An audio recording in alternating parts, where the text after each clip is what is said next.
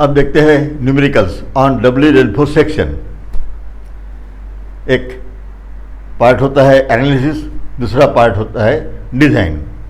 अब ये न्यूमेरिकल मैं पहले पढ़ता हूँ, उसके बाद देखते हैं फिर ये कौन से पार्ट में है, एनालिसिस है या डिज़ाइन है। ए रेक्टेंगुलर आरसी बीम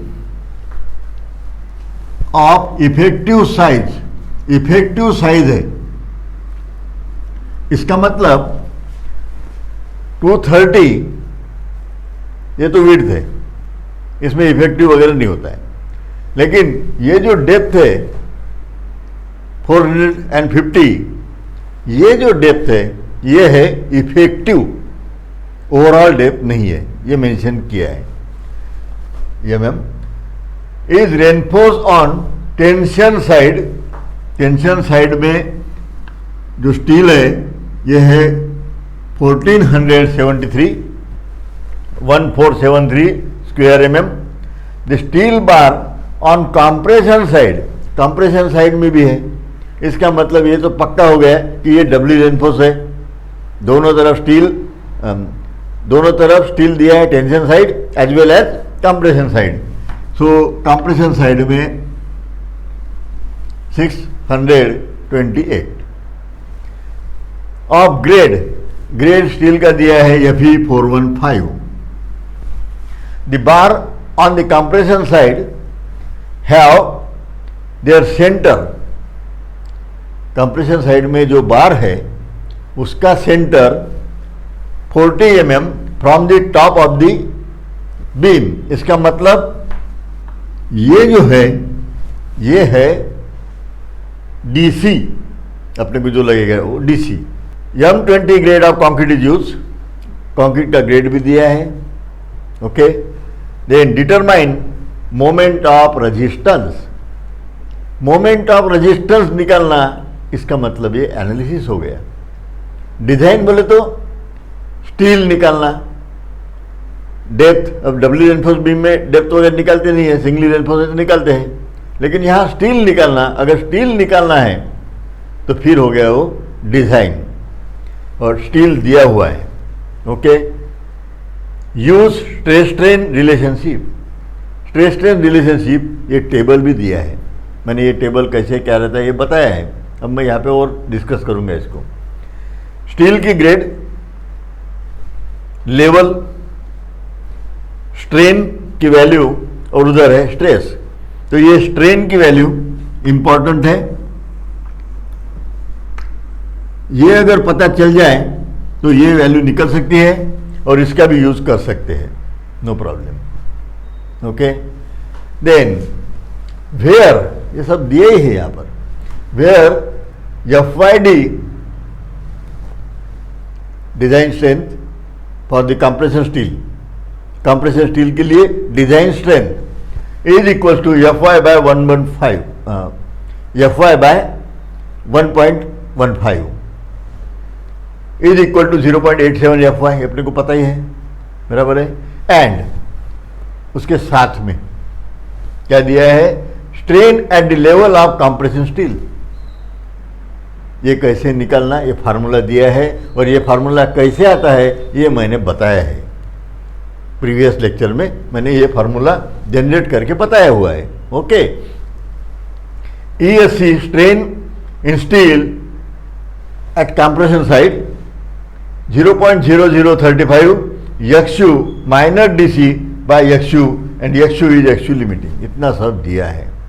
ओके, अब मैं यहाँ पे डेटा गिवन जो है उसको भी लिख लेता हूँ। डेटा गिवन,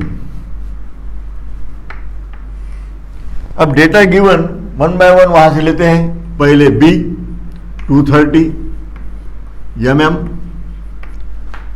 D 450 mm, उसके बाद AST area of steel at tension side 1473 and mm square.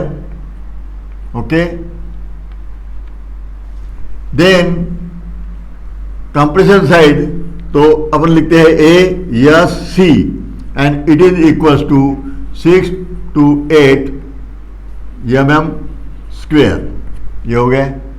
Then grade of, दोनों लिख लेता हूं मैं, F C K is here 20 MPa, F Y 415 MPa, ये भी दिया हुआ है ना, 415, और यहाँ पे M20 यूज करना है करके भी दिया है ये।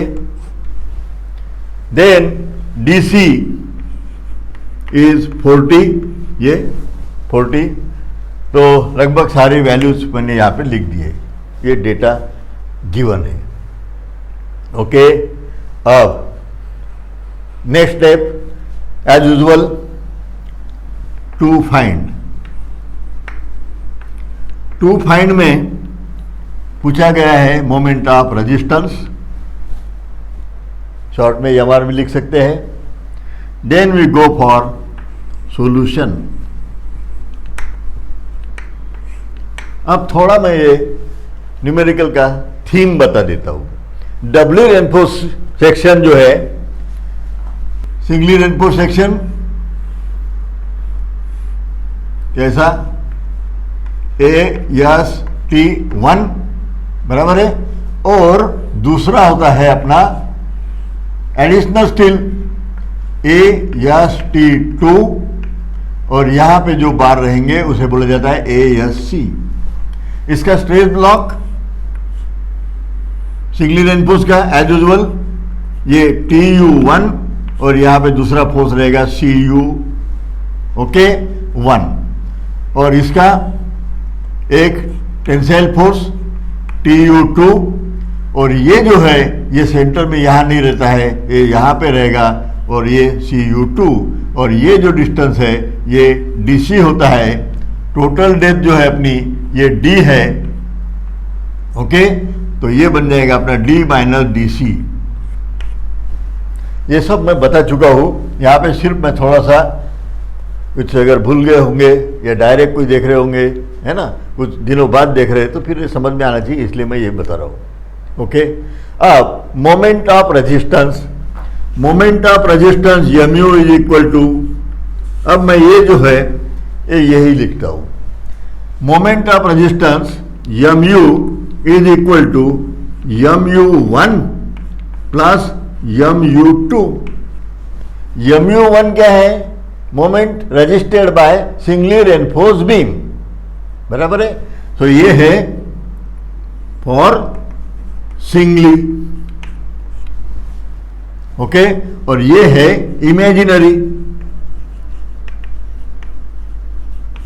ये सेकंड जो फिगर बनती है ये अपन इमेजिनरी फिगर का नाम दिया है अपने समझने के लिए, अपन ये अभी इमेजिनरी यूज कर रहे हैं। ओके, एक्चुअल तो बीम डब्ल्यू रेनफोर्स ये डायरेक्ट, ओके। अब MU, ये सिंगली रेनफोर्स जो है इसमें moment of resistance from tension side और कंप्रेशन साइड ये दोनों भी है, बराबर है। तो फिर ये अंडर है या ओवर है ये पता होना आवश्यक है। अब इसको एक तो ये अंडर रह सकती है या तो ओवर रह सकती है। अब अंडर ओवर ये पता कैसे चलेगा, न्यूट्रल एक्सिस, तो XU और XU लिमिटिंग ये दो वैल्यू को कंपेयर करते हैं अपन, ओके। तो पहले XU अपने को पता ही नहीं है, XU लिमिटिंग भी नहीं है, बराबर है, तो ये कुछ नहीं हो सकता, यानी पहली स्टेप ये रहेगी, ओके। अब दूसरा इमेजिनरी, इसका मोमेंट तो डायरेक्ट ही लेना है, इसमें अंडर ओवर नहीं होता है, ओके। तो इसका MU2 क्या बनता है, ये TU into D minus DC, है ना। ये दो फोर्सेज जो है ये एक और ये दूसरा, this two forces are equal, है ना।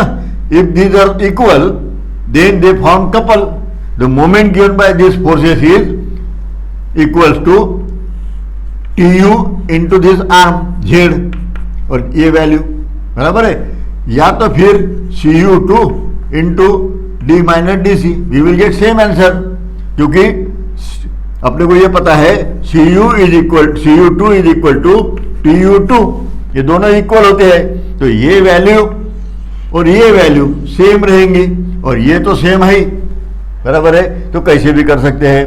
अब TU अगर निकालना है तो अपन क्या करते हैं, 0 पॉइंट ये है ना, इसमें जो स्टील रहेगा उसकी स्ट्रेंथ कितनी रहेगी, 0.787 FY इंटू AST2, ये स्टील।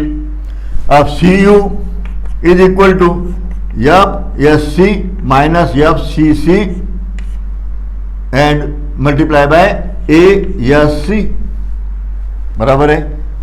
ये stress into area, stress into area is the force, ये मैं बता चुका हूं। ओके, अब इससे ये ध्यान में आ रहा है, ये जो है इमेजिनरी, ये क्या रहेगा, TU2 into Z, CU2 into Z, दोनों में से एक, और TU-CU जो है, ओके, वो करना है खास करके ये CU, तो अपने को ये दो वैल्यूज पता रहना आवश्यक है, बराबर है। तो FSC FCC, FSC के लिए वो टेबल दिया है, बराबर है, और FCC अपने को कैसे निकालना पता है, बराबर है। So here we should know FSC and FCC। तो सबसे पहले अपना काम रहेगा एक, ये दो, तो पहले अपन निकाल लेते हैं स्टेप नंबर 1, XU लिमिटिंग निकाल लेंगे। XU लिमिटिंग, XU के लिए, एक्चुअल न्यूट्रल एक्सिस के लिए AST पता रहना चाहिए, यहां AST पता नहीं है। AST जो दी है ये टोटल AST है, अपने क्या चाहिए, सिंगली रेनफोर्स, सिंगली रेनफोर्स में AST1 चाहिए, है ना, सिंगली रेनफोर्स के लिए करते हैं ये सब, तो सिंगली रेनफोर्स के लिए AST1 चाहिए, AST1 अपने पास अभी नहीं है, तो XU लिमिटिंग निकाल के रख देंगे। ओके, स्टील का ग्रेड है 415, for that it is equal to 0.48 at D, 0.48 into D की वैल्यू है 450, so here it is equal to 216 mm, ये आ गई वैल्यू अपनी XU लिमिटिंग की वैल्यू। हो गई, एक स्टेप तो हो गई। दूसरी स्टेप, अब ये जो का XU का एक काम हो गया, दूसरा अभी हो नहीं सकता। अब नेक्स्ट देखते हैं FSC। अब FSC अगर निकालना है वो डिपेंड करता है स्ट्रेन पर, और स्ट्रेन के लिए फार्मूला भी दिया है, नहीं दिया तो अपने को यूज करना होगा।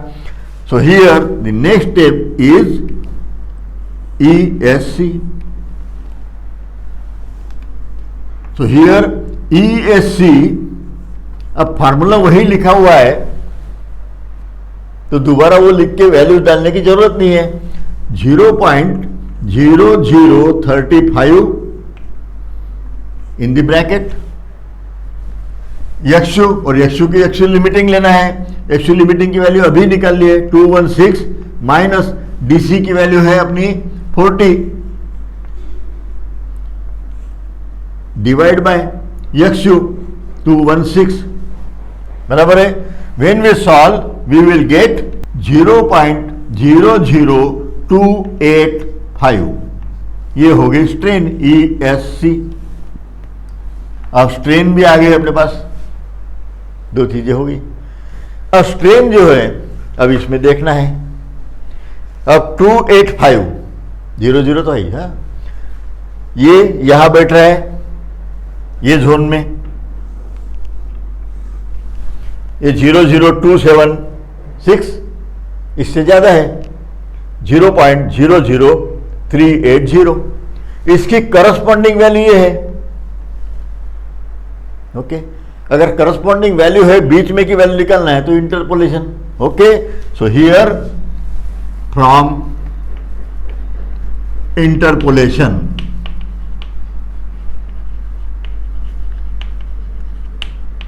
अब इंटरपोलेशन से अपने को क्या मिलेगा, FSC एफएससी, क्योंकि एफएससी की वैल्यू निकालना है। ओके, पहली वैल्यू एफएससी की 351.8, ये वैल्यू इसकी करस्पॉन्डिंग। ओके, नाउ अब आगे की वैल्यू जो है ये अपनी ज्यादा आ रही है ना, इससे ये बढ़ रही है तो प्लस साइन दे देंगे। ओके, ये मैंने बता दिया है, कोई बहुत ज्यादा इन डेप्थ एंगल वगैरह करके वगैरह करना नहीं है प्लस माइनस के लिए। ओके, वैल्यू अगर बढ़ रही होंगी तो प्लस, अगर वैल्यू कम हो रही होंगी तो वहां पे माइनस साइन यूज करो। ओके, अब दो स्टेज जो है उसका डिफरेंस डिवाइडेड बाय स्ट्रेन का डिफरेंस। ओके, सो हियर एक स्ट्रेन है 360.9 माइनस 351.8 डिवाइड बाय स्ट्रेन 0.003838 और जीरो ही है वो, माइनस 0.00276 हो गया, मल्टीप्लाई बाय, इसको मल्टीप्लाई करते हैं अपन जो अपने को निकालना है और वो पहले वाले में डिफरेंस 0.00285 ये माइनस 0.00 पहले वाली 276. When we solve, we will get the value of FSC. It is equals to 352.58 MPa. ये FSC की वैल्यू आ गई, यहां तक आ गए अपन। अब नेक्स्ट FCC, ये अपनी स्टेप है थर्ड, ये इसके बाद ये थर्ड और ये फोर्थ स्टेप में FCC is equal to 0.446 FCK। Okay, और 0.446 इंटू FCK है 20, वी गेट हियर 9 MPa। ये हो गई वैल्यू FCC की, ये भी आ गई, हो गया। Okay, so next step would be here fifth one, AST2। अब AST2 के लिए अपने को यह पता है CU2 या TU2 is equal to CU2, दोनों compressive force equal, compression tension equal. अब TU2 क्या है 0.87 FY/AST2 is equal to CU क्या है FSC minus FCC into ASC। इसमें सारी वैल्यूज अवेलेबल है एक्सेप्ट AST2। देखो आप 0.87 FY की वैल्यू है 415, AST2 पता ही नहीं है, FSC just we have computed ये 352.58, FCC 9, ASC भी पता है 6 to 8. When we solve from this, we will get the value of AST2. It is equals to 597.6 mm square. इसको सॉल्व करते हैं क्योंकि यहां पे यही अननोन है सिर्फ। अब आ गया AST2, हो गया। अब AST2 आ गया और AST टोटल पता है तो अपन अभी AST1 निकाल सकते। AST1 is equal to AST minus AST2। AST1 और AST2 मिला के AST बन रहा है, तो टोटल में से ये घटा दो तो ये मिल जाएगा AST1। AST टोटल है अपना 1473 और ये वैल्यू है 597.6, तो AST1 ये निकल जाएगा।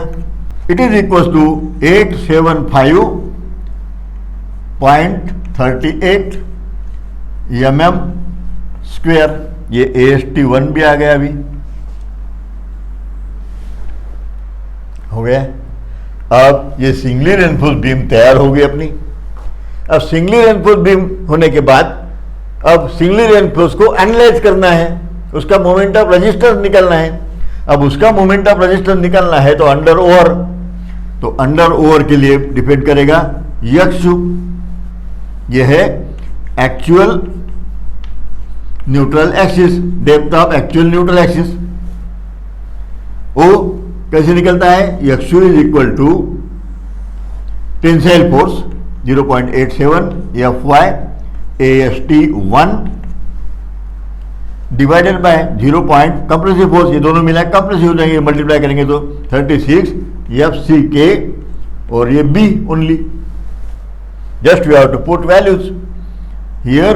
यक्षु is equal to 0.87 FY is 415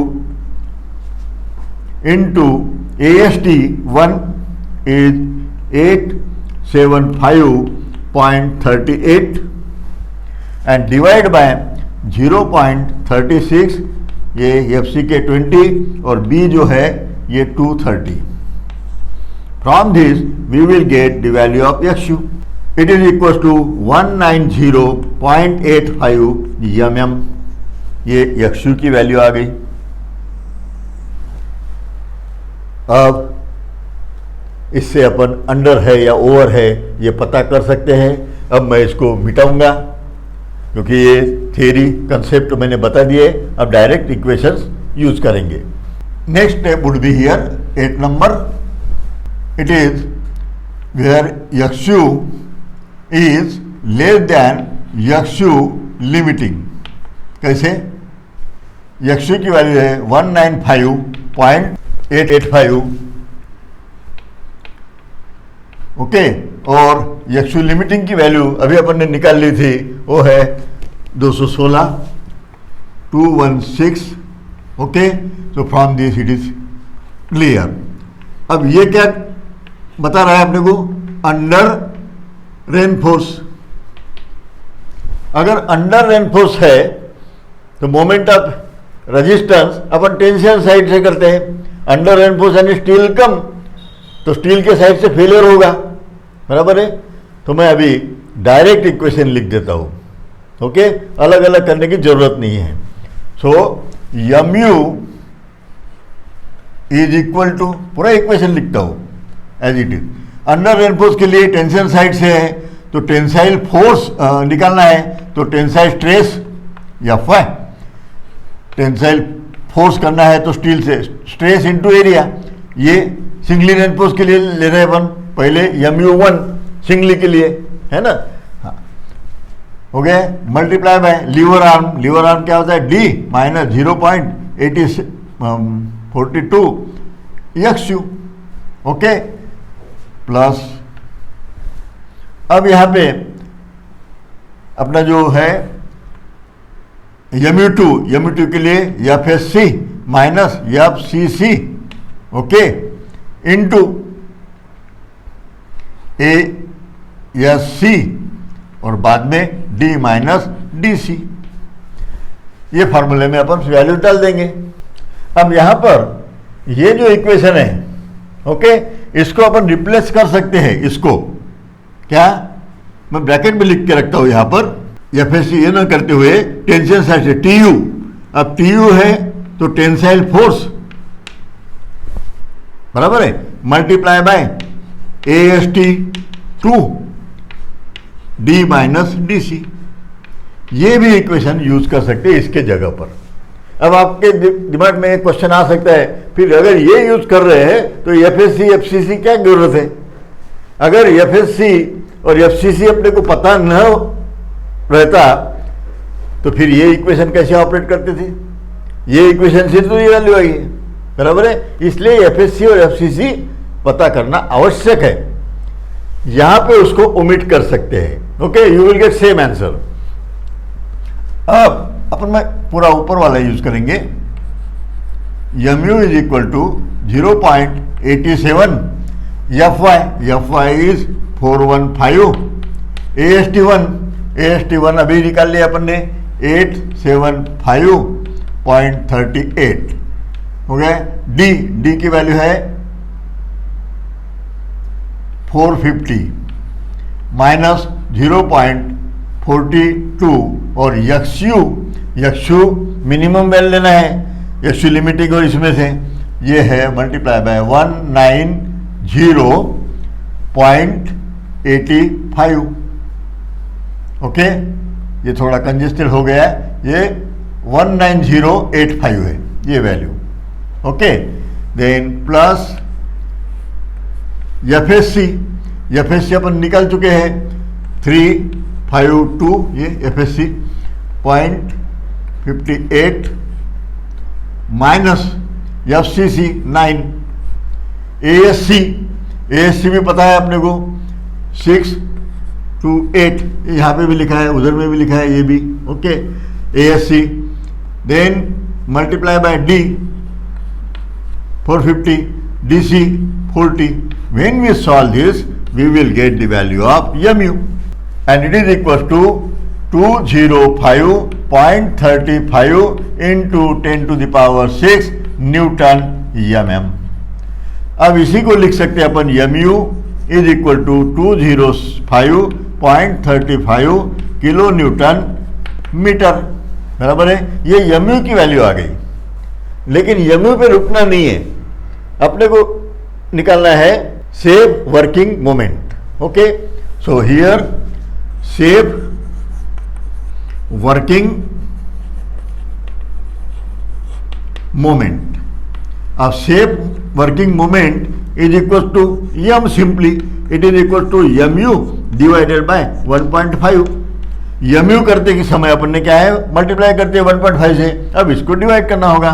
so it is equal to 205.35 divided by 1.5, बराबर है। When we solve we will get it is equal to 136.9 kilo newton metre. तो this is our final answer. Okay, ये हो गया।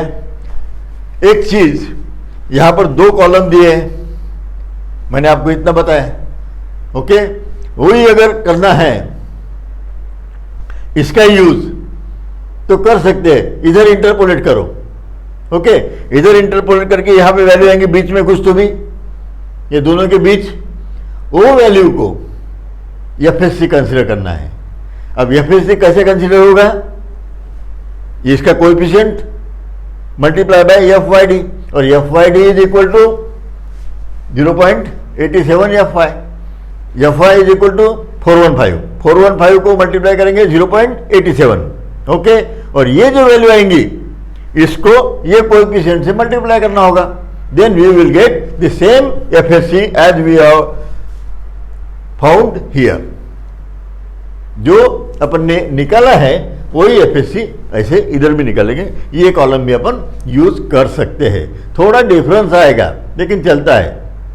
Okay, थोड़ा सा ये दोनों वैल्यू में डिफरेंस आएगा, 1 2 3 तक भी जा सकता है MPa, तो वो उतना चलता है। तो ये दोनों में से एक ही कॉलम यूज कर सकते हैं। ये 2 ही अगर दिए रहते तो भी चलता था, लेकिन ये दिया है, इसके साथ में या फिर 500 का भी दिया था, वो मैंने यहाँ ओमिट किया है, क्योंकि FE 500 जो है ये है ही नहीं, ग्रेड अपना 415 है, तो अननेसेसरी स्पेस और ये सब एडजस्टमेंट की ज़रूरत नहीं थी। ये समझ में आ गए तो हो गया, है ना। आशा है कि ये न्यूमेरिकल आपको समझ में आया होगा। बहुत अच्छे से आप इसको केयरफुली देखते जाएंगे तो ये समझ जाएगा, और मैंने बेसिक कंसेप्ट के साथ में इसको एक्सप्लेन किया है। ओके।